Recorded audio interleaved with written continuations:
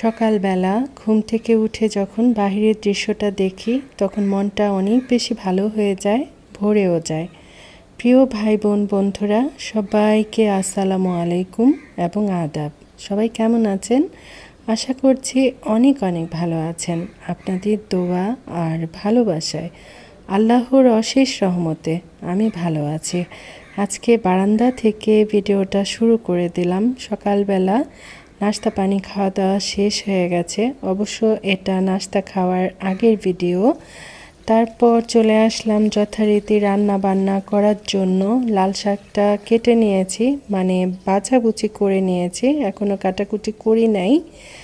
আর আমি তো সব সময় শাক পাতা সবজি অনেকটা সময় পানিতে ভিজিয়ে তারপর রান্না করি। এদিকে ধুন্দুল আলু এগুলা কাটাকুটি করে নিয়েছি। এখানে রুই মাছ ভাজার জন্য ম্যারিনেট করে রেখেছি, আর পাবদা মাছ নিয়েছি। পাবদা মাছ দিয়ে ধুন্দুল আলু দিয়ে রান্না করব। এই সুযোগে বাহিরের একটু দৃশ্য আপনাদের সাথে দেখাই। বাহিরটা দেখতে অনেক বেশি ভালো লাগে, চারপাশে শুধু সবুজ অরণ্য আর অরণ্য। আর এদিকে হয়েছে কি, পাবদা মাছ ভাজতে গেলে এমন ঠাস ঠুস শব্দ হয় আর এত এত তেল ছিটাছিটি করে, মানে চুলা তারপর রান্নাঘর সব নষ্ট হয়ে যায়। এদিকে আবার কি করছি, পাশের চুলায় লাল শাক রান্না করার জন্য এখানে রসুন পেঁয়াজ কাঁচামরিচ এগুলো আবার একটু ব্রাউন কালার করে নিচ্ছি।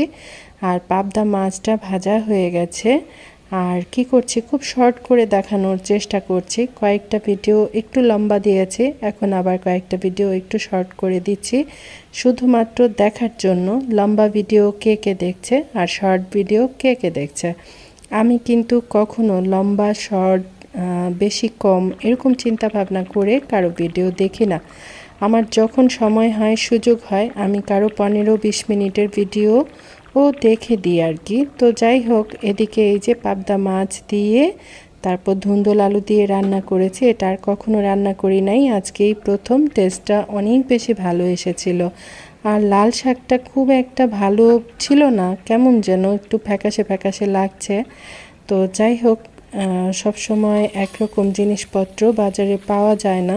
আর পাবদা মাছ তো আমার মেয়ে খাবে না। আমার তো বাসায় যথারীতি ভেজাল কোম্পানি আছে, তার জন্য আবার লাল লাল করে রুই মাছটা ভেজে নিলাম। আর কয়েকটা শুকনা মরিচ ভেজে নিয়েছি। যে কোনো ভাজাভুজি খেতে শুকনা মরিচ দিয়ে লেবু দিয়ে কী যে মজা, কী যে মজা। প্রিয় ভাই বোন বন্ধুরা, এতক্ষণ পর্যন্ত যারা আমাকে শুনছেন বা দেখছেন সবার কাছে বিনীত অনুরোধ থাকবে অবশ্যই লাইক করবেন, সম্ভব হলে ভিডিওটা শেয়ার করে দেবেন। এই যে দেখেন, আমি এখানে ঘন ডাল বসাই দিয়েছি। আমি কত কত রান্না অল্প সময়ের মধ্যে শেয়ার করে ফেলছি। কারণ কি জানেন, আমরা সবাই কিন্তু রান্না বান্না জানি, সবাই সবার মতো করে রান্না করি, ঠিক আছে? থাকেন আমার সাথে। সবজি বসালাম, যদিও এখানে 5 ধরনের সবজি ছিল না, ঘরে ছিল পেঁপে আলু বেগুন আর পেঁয়াজ কাঁচামরিচ তো দিয়েছি, তেজপাতা দিয়েছি, আদা রসুন বাটা, হলুদের গুঁড়া ধনিয়ার গুঁড়া, অল্প করে একটু মরিচের গুঁড়া দিয়েছি, লবণ দিয়েছি। সব উপকরণ একসাথে দিয়ে সিদ্ধ বসাই দিয়েছি। আর ছোলার ডাল দিয়ে রান্না করছি। এই সবজিটা হোটেলের চেয়েও বেশি মজা হয়। বাহিরের সবজি তো খুব একটা ভালো হয় না, মনে হয় লবণ দেয় নাই, তারপর তেল দেয় নাই, অনেক রকম মনে হয়। তো যাই হোক, এটা আমার ঘরে সবাই খুব বেশি বেশি পছন্দ করে, তাছাড়া খুবই স্বাস্থ্যসম্মত। এটা রান্না হয়ে গেলে তারপর কি করব, 5 ফোড়ন আর হচ্ছে শুকনো মরিচ দিয়ে বাগার করব। নামানোর আগে যেহেতু অনেকগুলা সবজি, এখানে হাফ চা চামচ চিনি ব্যবহার করতে হবে, তাহলে টেস্টটা বাম্পার আসবে।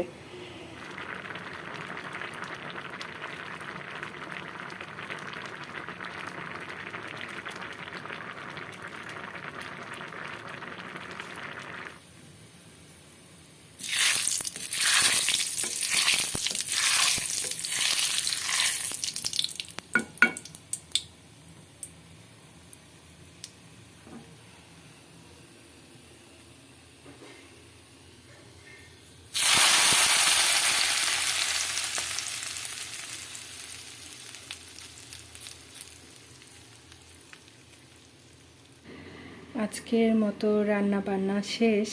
তো বাহিরে ঝিরিঝিরি বৃষ্টি হচ্ছে, তার সাথে আবার একটু বাতাস আছে। আর সবজি রান্নার ফাইনাল লুকটা আমি একটু ঝটপট শেয়ার করে ফেলবো, যেহেতু আমার গোসল নামাজ এখনও বাকি। আর যেহেতু গোসল নামাজ বাকি, এটা ধীরে ধীরে হচ্ছে। আর লবণ চাখতে গিয়ে দেখলাম এমনিতেই সবজিটা অনেক বেশি মিষ্টি হয়ে গেছে, সে কারণে আর চিনি ব্যবহার করি নাই। চিনি দেওয়ার আগে সবসময় কিন্তু লবণ চেকে বা মিষ্টি আছে কিনা সেটা চেক করে তারপর চিনি দিতে হবে। আর এই সবজিটা অনেক বেশি মজা হয়, এটা রান্না হতে হতে একটা আঠালো ভাব চলে আসবে, তখন খেতে অনেক বেশি মজা লাগবে।